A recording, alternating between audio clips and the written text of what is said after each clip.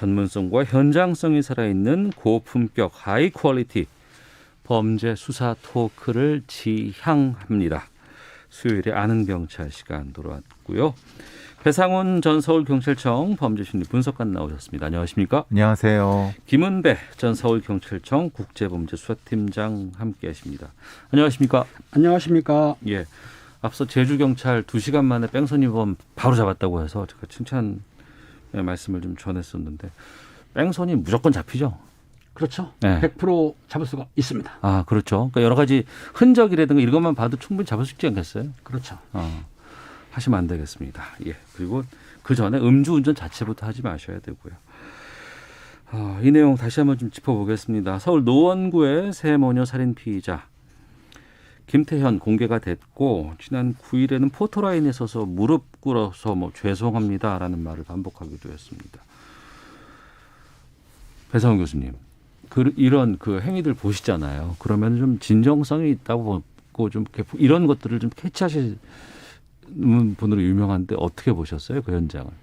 행동이랑 내용을 보는데 내용상으로는 이제 모두한테 미안하다고 하는 건 아무한테도 미안하지 않다는 겁니다. 사실은 모두한테 미안합니다라고 얘기하는 건 아무한테도 미안한 게 아니다. 예. 중화시키는 거죠. 죄책감을. 그러니까 이제 나한테 피해를 모두한테 미안합니다고 하는데 김태현이 그건 사실은 아무한테도 미안하지 않는다는 거고요. 그러니까 아주 일반적으로 나타나는 특징입니다. 그리고 이제 행동상에 있어서는 시선의 지향점을 저희들은 많이 보는데요. 눈을 어디를 보고 있는지를요. 예. 조주빈이나 비슷한 사람들 보면은 공통적으로 나타나죠. 네. 위를 보죠. 허공을 좀 향하는 경우가 많이 있더라고요. 보통 이제 자신의 감정을 토로할 때는 그 사람 혹은 그 대상에 대한 그러면 진정성이 있다고 합니다. 그런데 이제 멍하죠. 허공을 대고 하죠. 그리고 평탄음이 계속 나가죠. 그러면 그거는 이 사람이 평탄음이 계속 나간다는 건 말의 감정이 안 살리는 겁니다. 말이 떨린다거나 위축된다거나 그렇죠. 잘못했어요. 이런 게 아니고 그냥 평탄하게 얘기한다는 자체가 내용은 있는데 감정이 없는 겁니다. 그러니까 내용이 있는데 감정이 없으면 이 사람이 이 말에 대해 진실하지 않구나라고 판단을 합니다. 세 가지 측면에서 저희 같은 사람들은 보는데 글쎄 김태현이 어떻게 속마음은 알 수가 없습니다만은 외부적으로 나타난 세 가지 측면에 봐서는 진정성은 저는 못 느꼈습니다. 김은배 팀장님께서도 많은 범죄자들 만나셨고 체포도 하셨고 취조도 해보셨을 텐데 김태현의 행동에 대해서 어떤 것들 좀 느끼셨어요? 김태현의 행동이 말로는 잘못했다고 하는데 실제적으로는 눈빛을 본다거나 하는 행동을 봐서는 잘못을 반성하는 건 저는 느끼지 못했어요. 오히려 보신 분들이 아직도 눈에 살기가 있다고 보거든요. 눈에 살기가 보인다. 일반적으로 저희가 이제 수사를 하다 보면 피해자들 잡아서 이제 조사하지 않습니까? 그런 범인들이 대부분이 보통 눈빛이 말을 깔다든지 아니면 잘못한 거짓을 하더라도 표정에 나타나는데 이번에 김태현 같은 경우에는 사실상은 표정에 그런 반성한 빛을 본 사람이 아무도 없어요. 그렇다 보니까 제가 아까 교수님 얘기했지만은 이 자기가 한 죄에 대해서 반성은 안 하고 있다. 단지 아까 여러 사람한테 잘못했다는 건 아니라고 하는 것처럼 본인이 그냥 의례적으로 재판에 영향을 주려는지는 모르겠지만 의례적으로 하는 것이지 무릎까지 꿇었지 않습니까? 하지만 그게 진정성이 전혀 없이 보였던 거죠. 실제로 이제 그 영악한 피의자 피고인들은요. 판사들 앞에서는 엄청나게 울고 잘못했다고 막 합니다. 근데 법정에서는요? 법정에서 판사들 앞에서. 근데 실제로 피해자들이라든가 경찰들 앞에서도 사실 실실 웃고 그럽니다. 그러면 안 되는 거 아닙니까? 그렇죠. 근데 실제로 그렇게 합니다. 그러니까 그런 사람들을 팀장이나 저희 같은 사람들 많이 봤기 때문에 죄송합니다. 내 죄를 판단하는 판사 앞에서는 한없이 작아지고 약하고 용서를 구하는 사람이 정작 자기가 범죄를 저지른 피해자들이라든가 그 가족들에 대해서는 웃는다고요? 일말의 양심을 안 가지는 그런 사람도 있지만 대부분이 많지는 않고요. 실제적으로 이제 제 같은 경우에 강력 사건 할 때 강력범 사건이 되면은 잡았을 때 본인들이 반항을 하더라도 조사 중에는 일단은 이제 반성하는 빛을 보이긴 보여요. 그런데 특이한 사람, 지금 말씀하신 대로 소시오패스라든가 사이코패스 성향이 있는 사람들은 오히려 빈정거리는 것도 없지 않아 있죠. 자기가 한 죄에 대해서 죄책감을 못 느끼니까 정당하다고 느끼는 거예요. 그러니까 이 같은 김태현도 지금 자기를 안 만나주고 피했다. 요것만 생각하지 자기 죄를 인정 안 하지 않습니까? 사실상. 그러다 보니까 그 얼굴 자체에 반성하는 빛이나 후회하는 빛이 없어 보인다 이거죠. 그러니까 사이코패스, 소시오패스 이게 김태현에 보인다는 이게 보도가 많이 나왔거든요. 근데 이게 특성이 보인다는 거죠. 예, 예. 그러니까 사이코패스는 감정의 둔감성, 그리고 공감 능력이 없다고 하죠. 보통. 네. 그리고 소시오패스는 사람을 이용하는 것. 그러니까 사람을 수단으로 대하는 것. 그러니까 그 두 가지 특성이 김태현한테 나타나기 때문에 그런 것이 아니냐라고 얘기를 하고 있습니다만 어쨌든 뭐 정확한 분석을 해봐야 되겠습니다만은 네.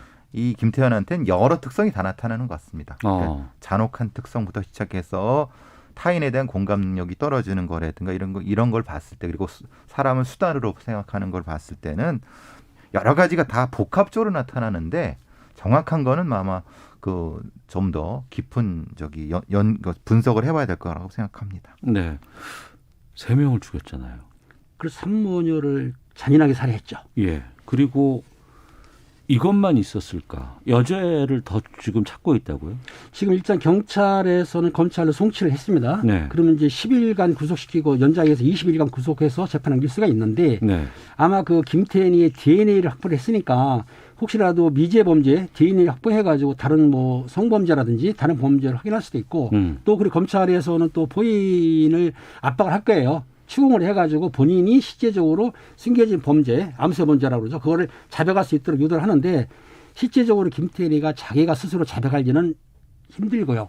DNA를 통해서는 추가 범죄, 숨어있는 범죄를 찾아낼 가능성도 없지 않아 있는 거죠. 네. 법의학자분이 말씀하신 게 흉기 사용하는 그 방법이 네. 초범 같지 않다. 이렇게 말씀하셨거든요. 예. 서울대 유성호 교수님이 그 말씀을 하셔갖고 그래서 검찰에서도 아마 주목을 하고 있을 겁니다. 네. 다른 어떤 여죄 비슷한 형태의 그 여성이 피해자인 형태를 찾고 그러면 그건 DNA 디조를 대조하겠죠. 그렇죠. 그래서 그건 이미 들어가 있는 거고요. 네. 검찰에도 이제 프로파일러들이 있습니다. 행동 분석관들이. 그래서 그 부분을 압박을 계속하고 있는 것 같은데 제가 보기에는 자백은 안 할 겁니다. 지금 현재로서 여죄 말고 드러난 상황으로만 해서 뭐 5개 정도의 혐의가 적용됐다고 하고 구체적으로 어떤 것인지 또 처벌 수위는 어느 정도 나올까요? 먼저 이제 살인죄를 적용했습니다. 살인죄는 알다시피 5년 이상 무기징역 사형까지 가능하고요. 그다음 절도죄는 6년 이하 징역이나 1,000만 원 이하 벌금이거든요. 약하죠. 또 특수 주거 침입이 있습니다. 이런 경우는 5년 이하 징역에 처할 수는 있어요. 그리고 경범죄 처벌법은 뭐 별 의미가 없습니다. 벌금 10만 원 정도야 뭐 아무것도 아니니까. 그리고 정보통신망 위반이 그 5년 이하 5천만 원 이하 벌금인데요. 실제적으로 이 김태현이는 살인죄가 가장 크지 않습니까? 그런데 3명 정도를 살해했기 때문에 실제적으로 아마 검찰에서는 당연히 사형 구형할 거고요. 재판부에서도 이게 무기나 최소한 무기는 되는 거고요. 사형까지도 가능한 범죄인 거죠. 네. 근데 이제 사실 사형 아마 사형 구형은 2명 이상의 이 그 양형 기준에 따르는데 연결된 거는 사실은 좀 모호합니다.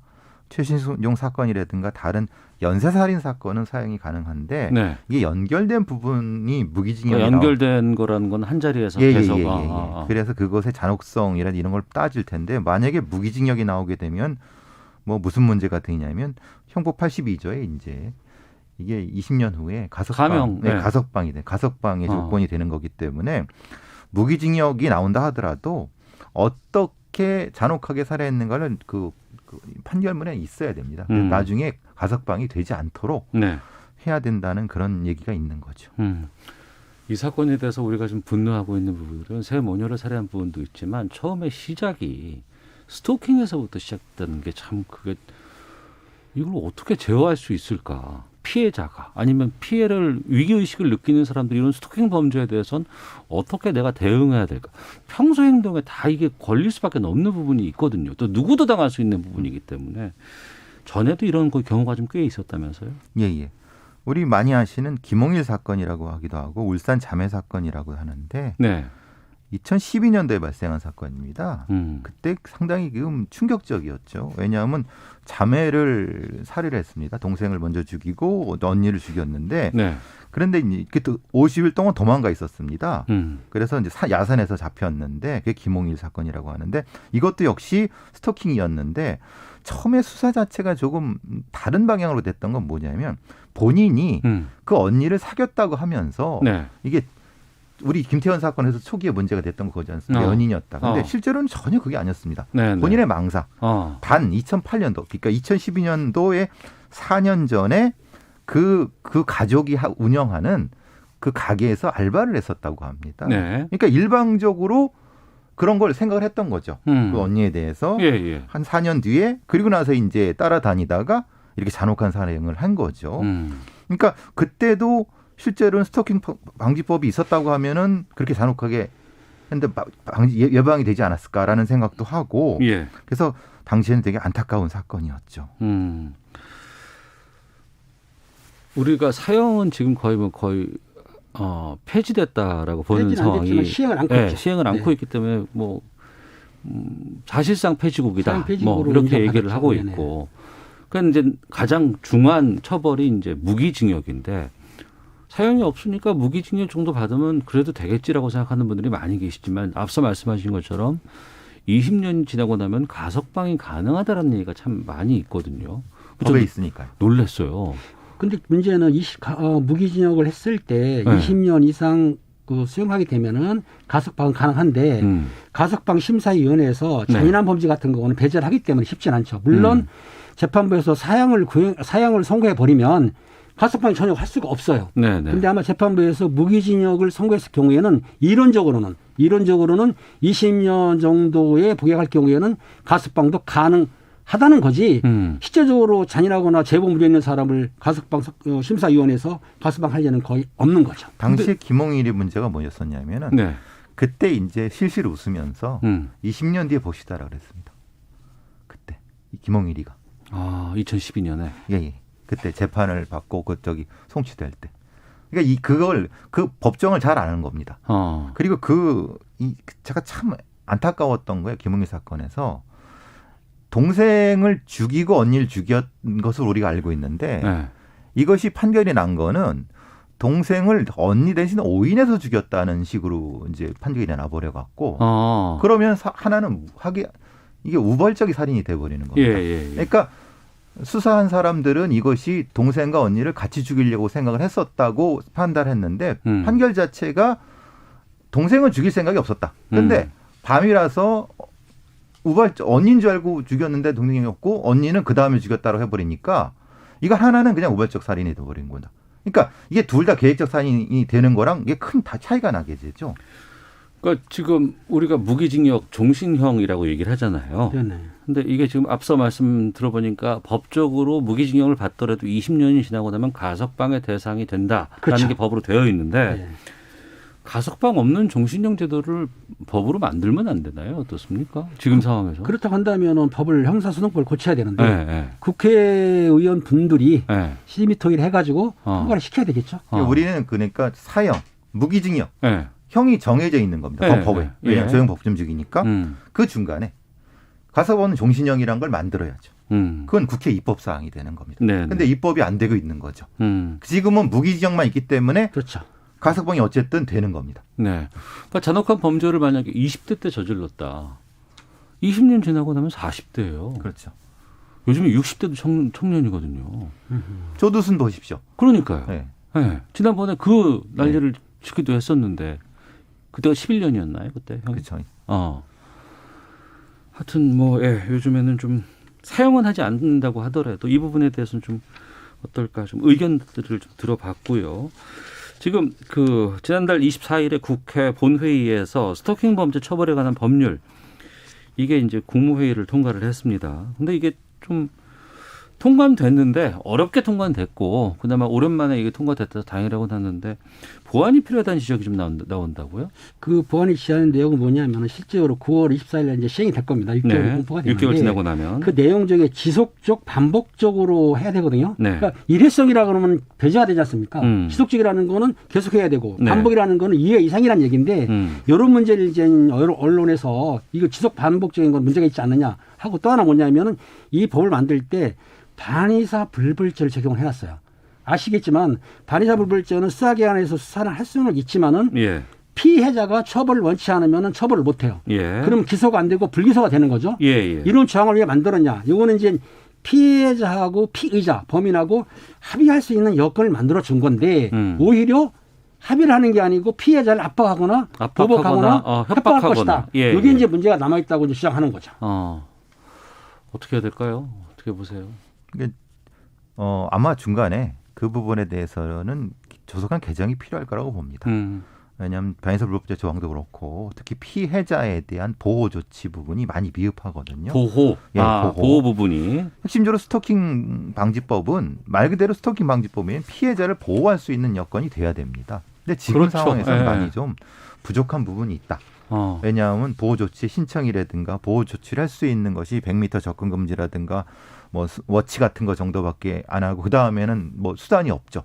그냥 접근하면은 방법이 없는 거예요. 그러니까 스토킹 범죄를 저지르는 가해자를 어떻게 처벌해야 된다는 것도 중요할 수는 있겠지만 그보다는 피해자의 입장에서는 가해자가 어떤 처벌을 받는 게 중요한 게 아니고 내가 보호받아야 되는 거 아니에요. 그를 안 봤으면 좋겠고 그가 내 행동 반경에 없어야 되고 더 이상 그와는 관계가 없는 게 가장 바람직한 거 아니겠습니까? 그리고 문자나 아니면은 뭐 신호 보내는 걸 막았으니까 100m 접근 금지 할 수는 있는데 네. 실제적으로 그걸 위반했다 하더라도 처벌이 이제 그렇게 막 크지가 않은 거죠. 문제는. 그렇기 때문에 그렇다 한들 피해자를 수사기관에서 일일이 보디가드식으로 구할 수도 없는 거고. 그렇죠. 이제 그런 문제가 이제 미제로 남아 있는 거죠.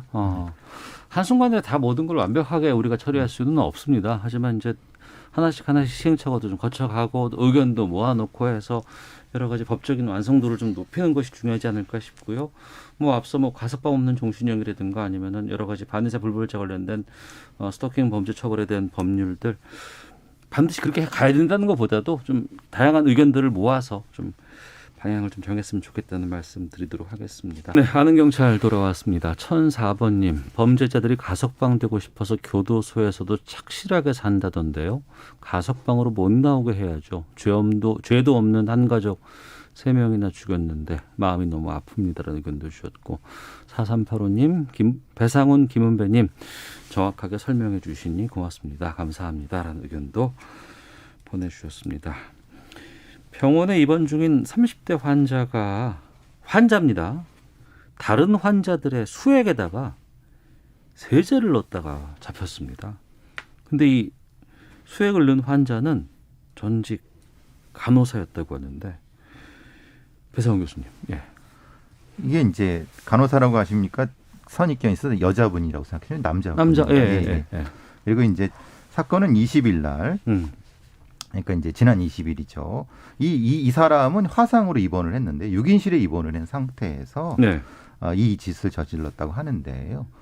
그러니까 그 피해자분들이 깨어나 보니까 뭔가 자기 수액에다 뭔가를 넣고 있는. 근데 이제 그 중간에는 다른 분들은 몇 분 더 쓰러지셨고. 그걸 상태였죠. 보지 못했던 분들은 예. 세제가 섞인 수액을 맞은 거네요. 그렇죠. 맞고 쓰러졌고. 근데 또 다른 한 분은 그 눈을 좀 몸이 안 좋아서 일어나 보니까 그 넣고 있는 것이 보인. 그래서 이제 특수상해 혐의로 구속이 된 사건입니다. 그런데 네. 알고 보니까 네. 이 사람은 5년 전부터 그 간호사였던. 근데 그 병원에 다니면서도 굉장히 여러 가지 나쁜 짓을 많이 했나 봅니다. 그래서 네. 그것 때문에 쫓겨났던 사람 같습니다. 근데 이게 만약에 안 들켰으면 계속 이 짓을 했을 거 아니에요. 그렇죠. 알다시피 그날 이제 그 오후 10시에 일어난 일인데 네. 본인이 이제 주사기를 가지고 수액에다가 놓은 거예요. 근데 놓은 걸 본 거예요. 네. 지금 말씀하신 그 피해자분이. 그래서 이제 신고를 해가지고 잡혔는데 실제적으로 그분이 안 봤다고 한다면 계속 넣을 수 있는 거잖아요. 그런데 이 간호사는 30대 간호사라고 하는데 아니 자기가 입원해 있는데 주사기도 갖고 있었고 그렇잖아요. 그리고 세제, 청소용 세제라고 하는 거 보니까는 뭐 락스 같은 거 같은 느낌이 드는데 네. 그거를 소지하고 있다는 얘기예요. 그런데 병실 안에는 CCTV가 없었던 것 같아요. 그러니까 안에다가는 여러 인권이라든가 이런 것 때문에 그렇죠. CCTV를 놓을 수는 그러니까 없는 거죠. 그 당시에 피해 보신 분이 목격을 했기 때문에 이 정도에서 끝난 건데 그중에 한 명은 뭐 투석까지 할 정도로 좀 중태인 것 같아요. 지금 그런데 어떻든 현장에서 신고하는 바람에 검거가 됐던 거죠. 예, 이런 유형을 범죄를 다루는 사람들이 죽음의 천사라고 합니다. 죽음의 천사. 죽음의 천사. 예. 도널드 합이라고 하는 남자 간호사가 있었는데 그 사람이 수십 명을 이렇게 비슷하게 해서 죽이고 상해했습니다. 이게 이제 미국에서 있었던 일입니다. 근데 그런 형태의 간호사들이 꽤 생깁니다. 아니, 그러니까 그래서는 안 되지만 절대 안 되지만 누군가에게 원한을 자기가 샀거나 아니면은 저 사람이 정말 미워서 그렇게 해서 그런 일을 관계로 그러니까 원인을 제공을 한다는 거는 뭐 우리 영화상에서 좀 본다거나 그럴 수는 있겠지만 이거는 불특정 다수가 아니에요. 예. 같은 병실에 있었다는 이유만으로 이걸 탔다고 그렇죠. 하는데 그래서 이런 유형을 이제 관용적으로는 죽음의 천사라고 하지만 범죄 분류상으로는 영웅살인이라고 합니다. 영웅살인? 자기가 이 사람들을 이 죽음을 통제할 수 있다고 하는 나는 신이다라고 하는 망상을 가진 사람들이 이 요양병원의 말기암 환자라든가 아니면 환자라든가 이런 신생아라든가 이런 사람들을 이렇게 공격해서 수십 명을 죽거나 상하게 만드는 범죄 유형이 따로 있습니다.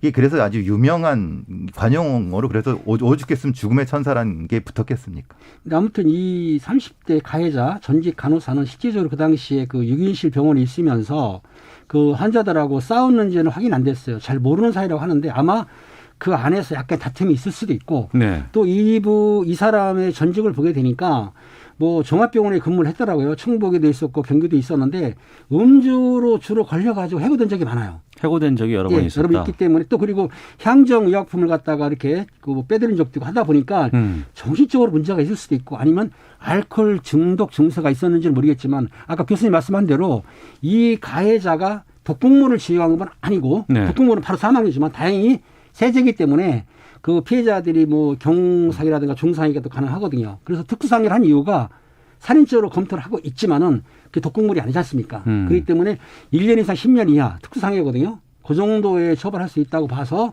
그렇게 입건했는데 경찰에서는 아마 사항을 봐서 살인 미수까지도 적용을 검토하는 것 같습니다. 이 사람은 이제 그 세제를 이은 이유는 뻔합니다. 이것은 죽이지 않으려고 한 겁니다. 근데 신장 투석하면 잠깐만 죽이지 않으려고 한 거다? 예.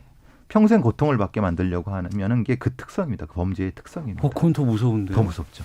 죽음의 천사들이 그런 방식으로 범행을 합니다. 아주 평생을 못 일어나게 만드는 거죠. 아예 그 살해를 하려고 하면 약품이 달리 있습니다. 이건 너무 잘 알죠. 간호사들이 이게 바로 하면 죽을 거라는 걸 뻔히 알지 않습니까? 뭐 한 10초 내에도 죽을 수 있는 약물들이 많이 있으니까. 근데 이 사람은 죽이려고 한 것 같지 않은데 문제는 그 동기가 너무 잔혹하죠. 근데 문제는 우리나라에서는 이 사람의 이 동기를 찾아내기는 어려울 겁니다. 왜냐하면 그런 법이 없으니까요. 무슨 뜻이죠? 동기를 찾는 게? 그러니까 이제 우리나라 같은데 죽음의 천사라고 하는 이런 유형을 찾아낼 수 있는 법의 유형이 따로 있는 게 아니라 그냥 결과적으로 특수사항의 형태로 처벌하는 겁니다. 외국에는 그런 게 너무 많기 때문에 어떤 범죄를 다룬 심리라든가 이런 것들을 더 분석을 해봐야 되고 하는데 그런 사례가 없다 보니 이걸 그냥 일반적인 범죄 유형이나 판례에 의해서 처벌할 수밖에 없다는 것이죠. 그렇죠. 지금 보면은 교수님 말씀한 대로 죽음의 천사처럼 목적을 가진 게 아니고 본인이 원한이나 치정도 없는 상태예요. 그냥 묻지마 범죄식을 했단 말입니다. 그러니까는 특별한 동기가 없이 보는데 좀 더 조사를 하다 보면은 아마 그 안에서 다툼이 있기 때문에 원한 때문에 했을 수도 있고 아까 말씀드린 대로 알코올 중독 증세가 있어서 그렇게 범행할 수도 있고 지금 확정된 건 아닙니다. 그러니까 걱정은 그런 거죠. 이 사람이 이게 처음이었느냐? 절대 아니죠. 발각됐으니까 그렇죠. 이번에 잡힌 거 아니에요. 이전에 다른 병원이나 이런 데서도 비슷한 일이 벌어졌는데 그걸 그냥 위험에 넘어갔거나 아니면 그때는 안 밝혀지고 또 넘어갔거나 보통 죽음의 천사들이 병원과 병원을 건너뛰면서 이런 행위를 많이 합니다. 근데 이제 우리는 요양병원 같은 데서 어르신 돌아가시면은 굳이 사인을 안 따지지 않습니까? 물론 이제 이걸 지금 저희가 또 이런들이 종종 있거나 뭐 일상적으로 얘기하는 건 절대로 아닙니다만 저는 죽음의 천사 유형을 말씀드립니다. 네. 알겠습니다. 그렇다고 한다 그러면 이 부분을 좀 더 검토를 해봐야 될 것 같은데 간호사로 병원에서 생활했던 분들 같은 경우에는 병원에서의 뭐 동선이라든가 약물을 다루는 행동 아니면 간호사나 의사들이 왔다 갔다 하는 들락날락거리는 시간대 이런 거에 아주 익숙한 사람들이잖아요. 그렇죠. 동선 알고 있죠. 네. 그런데 대다수의 간호사분들이나 의료계 종사자분들은 정말 힘들게 고생하고 계시지만 이렇게 뭐 음주나 약물 절도 같은 거에 범죄 행각에 한번 노출됐다거나 뭐 사고를 한번 저질렀다거나 아니면 문제가 일으켜서 병원에서 뭐 해고가 됐다거나 이런 분들이 해고가 된 다음에도 아무런 면허의 제약 없이 다시 재고용이 된다거나 이런 게 가능한 건가요, 그럼? 일반적으로는 고용이 가능한데요. 네. 면허 취소되는 경우가 있습니다. 네. 정신질환자라든지 아니면 마약 중독자라든지 예. 그 면허를 대였다든지 이런 문제로서는 면허가 취소되지만 실제적으로 아까 말씀드린 대로 음주라든지 이런 거로 면허 취소가 안 되거든요. 네. 그러니까 본인이 거기서 해고됐다 하더라도 다른 병원으로 또 갈 수가 있기 때문에 이런 범죄에만 해당 안 되면은 본인들이 취소가 안 되는 거죠. 의료법에는 규정이 되어 있습니다. 아까 말씀 몇 가지 죄에 따르면은 이게 취소될 수 있는 부분이 있는데 일반 폭행이라든가 뭐 상해라든가 이런 것들은 취소 사항이 그렇죠. 아닙니다. 그러니까 그런 부분은 뭐 사실 아니니까 쉽게 딴 데로 가서 똑같은 짓을 저지를 가능성이 높은 그렇죠. 거죠. 사실은 네. 위험하지만은. 9909님께서 간호사 자격을 얻기까지의 과정 그리고 근무 경력까지 있음에도 이런 사람들이 걸러지지 않았다는 게 안타깝네요. 라는 또 문자도 보내주셨는데 전 가장 지금 오늘 방송하면서 충격적인 말이 이게 이번만이었을까라는 그 의문이거든요. 네. 그래서 이제 미국의 보건부 같은 데서는 그 병원과 그 지역의 환아 사망률과 이 유병률을 꾸준히 모니터링을 합니다. 왜냐하면 통계상으로 뭔가에 문제가 그렇죠. 걸릴 수도 있으니까. 특별히 튀는 형태의 사망률이라든가 유병률이 있으면 이거는 분명히 의료인과 관련돼 있다는 걸 체크해 갖고 FBI에 신고하게 돼 있습니다. 근데 네. 우리는 그런 게 없죠. 그래서 사실은 이런 류의 범죄자들이 있을 수 있다는 겁니다. 이런 얘기는 무서운데 아는 경찰이기 때문에 다룰 수 있는 또 저희가 한번 더 곱씹어 볼 수 있는 그런 내용이 아닌가 싶습니다. 여기까지 하도록 하죠. 자, 김은배 전 서울경찰청 국제범죄수사팀장, 배상훈 전 서울경찰청 범죄심리 분석관과 함께했습니다. 두 분 말씀 고맙습니다. 감사합니다. 감사합니다.